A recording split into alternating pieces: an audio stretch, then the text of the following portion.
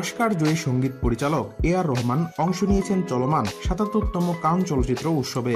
সেখানে এক ফাঁকে কথা বলেছেন বাংলাদেশের একটি গণমাধ্যমের সঙ্গে, যেখানে উঠে এসেছে নানা প্রসঙ্গ। প্রতিবেদকের এক প্রশ্নের জবাবে এ.আর রহমান বলেন, আমি বাংলাদেশের প্রধানমন্ত্রী শেখ হাসিনার সঙ্গে দেখা করেছি, সেই সুযোগ আমার হয়েছে। তিনি আমাকে অসম্ভব সুন্দর একটি পারফিউমের বোতল উপহার দিয়েছেন, বেশ বড়, সেটি এখনো আমার কাছে আছে এবং নিয়মিত ব্যবহার করি। এটা আমার জন্য অসাধারণ অভিজ্ঞতা।